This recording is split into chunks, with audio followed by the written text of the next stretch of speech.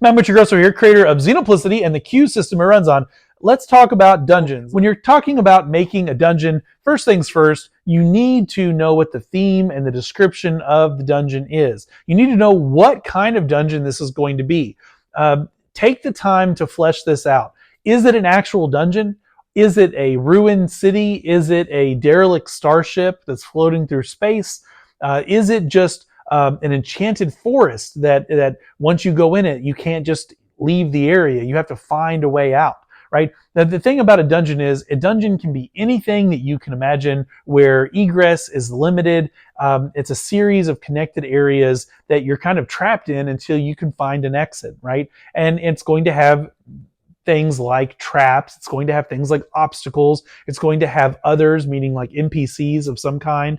And again, maybe they're friendly, maybe they're enemies, maybe they're neutral. Who knows? That's part of the fun. But you're going to have these things in your dungeon, and you're also going to have rewards. You're going to have rewards, and these are really the four things that you're going to have in every dungeon. And the flavor and the feel and the theme of it is totally up to you and what you want to make it. And so really put some time and thought into that, right? If it is an ancient city, kind of think about how it fell, right? Now, you don't have to write a whole page of backstory for a dungeon, but have some general information about it, because if your players are really immersed at the table, if their characters are exploring this place, whatever it is, they're going to have questions that they want answered. And I don't mean across the table. I mean, their characters they're investigating, they're exploring, right? It's really cool when your character gets to walk into a room and there's some kind of like ancient writing on the wall, or like a mural that might tell or depict some kind of,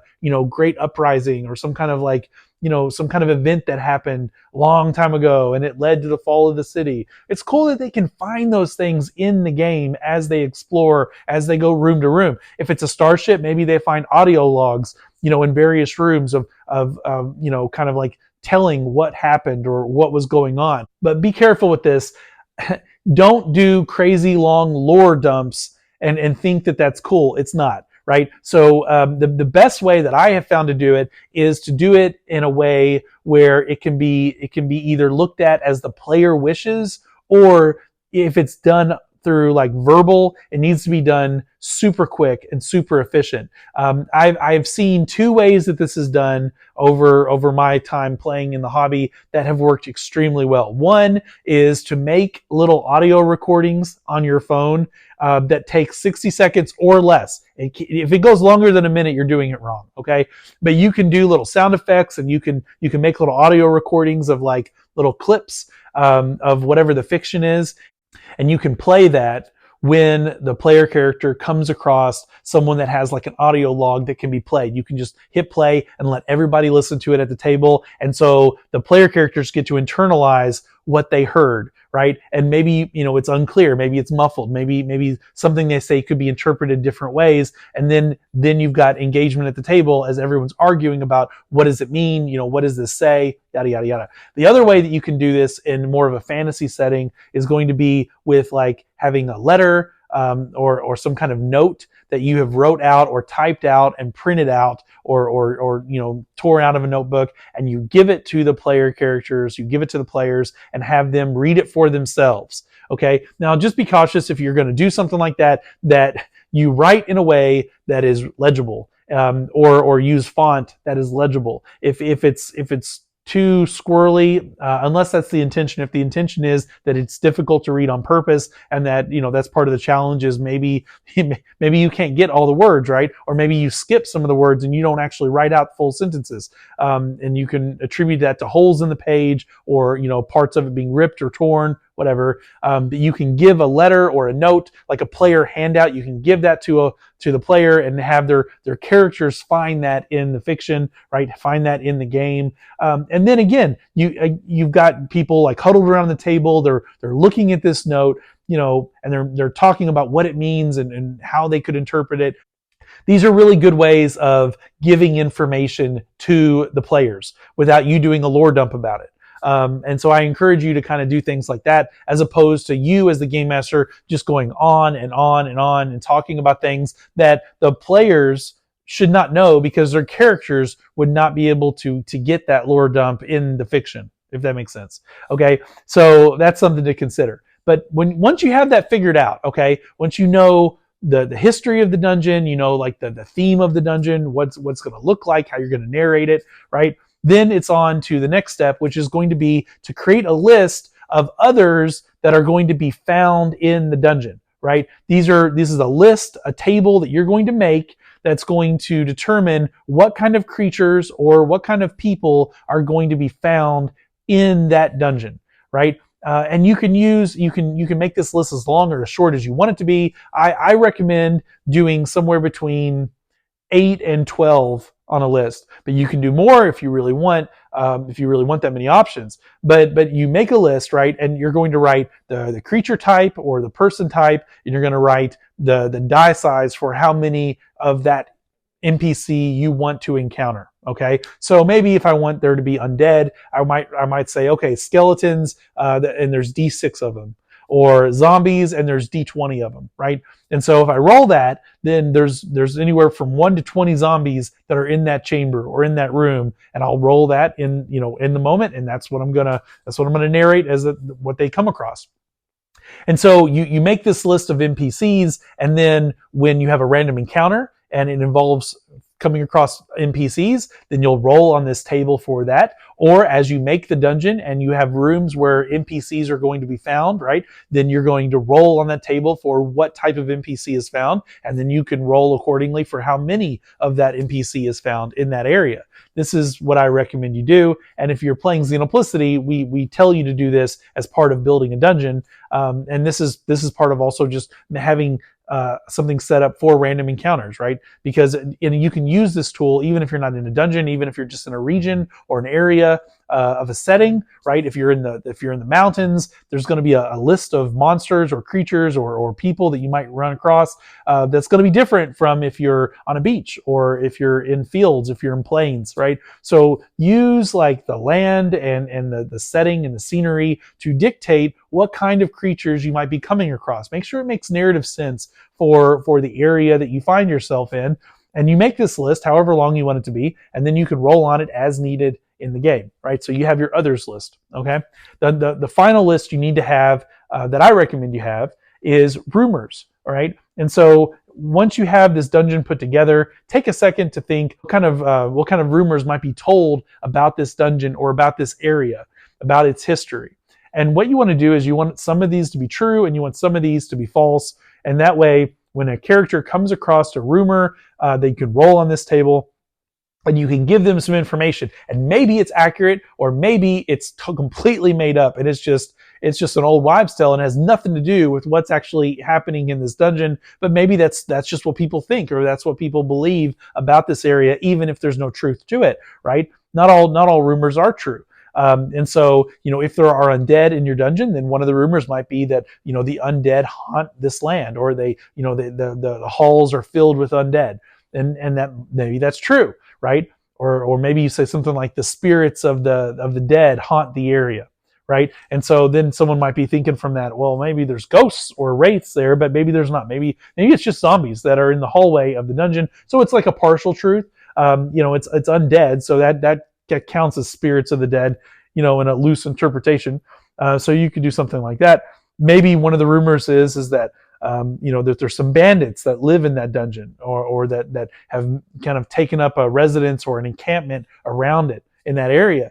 And maybe that's true, maybe it's not. Maybe there's no truth to that whatsoever, but that's just a rumor that is floating around town. Okay, and so if your characters, in the fiction, if they're taking interest in the dungeon, if they're going to a tavern or they're talking to people on the streets and they're buying, some information, or maybe they're overhearing some information, you roll on the rumor table and you give the person a rumor that they hear. And then the different characters, they can put their heads together and they can say, well, I heard this or I heard that. And they can kind of see if some of that makes sense. Maybe some of the rumors contradict each other, right? But that gives them at least a sense of what they're getting into. And at least on some level, it would allow them to prepare for something that maybe they're going to encounter, right? So if you know that there's going to be undead in these ruins, well, then maybe you're going to bring stuff that you can fight undead with, or repel undead with, right? Or even if there's no undead there, you've brought all this extra stuff with you that you actually don't really need. But you don't know that, right? You don't know that until you go into the dungeon and explore it. And really until every room's cleared, who knows if you'll need it.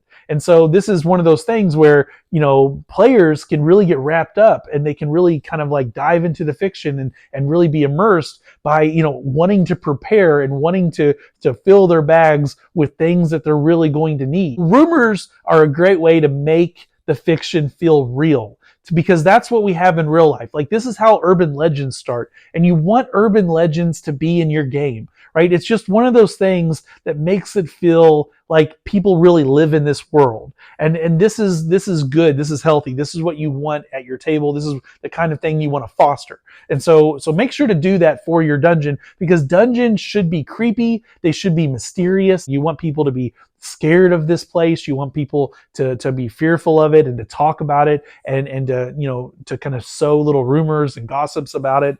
And that's going to make it even more thrilling when the player characters go to investigate it. And if they come back victorious, then you're really going to look like something to the locals, right?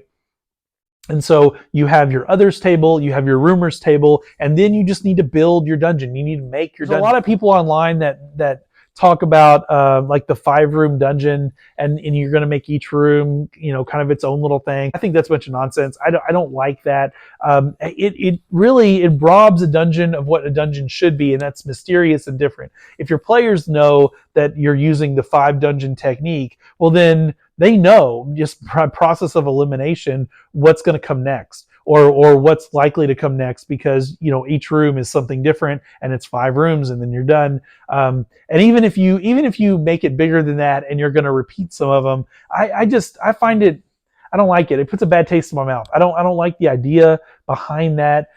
But your dungeon, what's core to having a dungeon is that you want to make sure that the rooms have some scenery to them, that you narrate what the rooms look like. Every room should have its own feel, have its own look. You want to make sure that you are describing things using the senses, right? Don't tell people how they react to that. Let them react to it however they want to, but the dungeon only exists in the imagination of your table. Okay, so if you are the world, then part of your job as the game master, as the director, is to narrate the world, right? And that is the scenery. All right, and scenery is not just what you see with your eyes, but it's also what you can hear. It's also what you feel. Is the air damp? Is it like a moisture in the air? Does it feel like is there condensation dripping down off of the walls, or is it bone dry? Definitely make sure you're focusing on presenting what's there, okay? What they can see, what they can touch, what they can feel, right? Use the senses as kind of check boxes for how you're describing each room in a dungeon. And if you do that, you're going to have a really good immersive dungeon, because again, players walk into a room and it's like musty. There's condensation dripping off the walls, off of the ceiling. It's steamy and hot in here and just humid, right? You have just described how that player feels. You told them the sensation that they're feeling, and visually you got little drops of water that is coming off the walls and off the ceiling, right? Doesn't sound like much, but it gives the player something to interact with. It gives the player cues for how to role play in that room. But if I didn't say that the room was humid, there's no way for them to know that, because it's just a fictional space, right? It's blank canvas until you paint the picture. And so you got to paint the picture, and the best way to do that is by describing the senses, okay? If that makes sense. All right, so then what you're going to do is you're going to make the dungeon. And you can do this by hand. You can do it from scratch. You can just go room to room and make it yourself. And there's nothing wrong with that. That's fine. But Xenoplicity, we actually give you a dungeon generator. So you can just use that, and you can roll up a dungeon without having to come up with everything from scratch all by yourself. You roll up the dungeon, and then you tweak it and make little changes to it to fit the narrative, to fit the kind of like imagery that you want it to be, right? So if something doesn't make sense that you randomly rolled for, well then just change it, just tweak it, just make it a little different, so where it does match what you envision in your mind's eye for what this dungeon should be and what you should find there. So those are some ideas that I had about dungeon creation and what to put in your dungeon and how dungeon should work. Let me know if there's any additional ideas or suggestions you guys have. Put it in the comments below. And also check out another video that I did for my Xenoplicity game on dungeon creation, how to use the dungeon generator to make a dungeon from scratch. Let me know what you guys think about that too. Have a great day.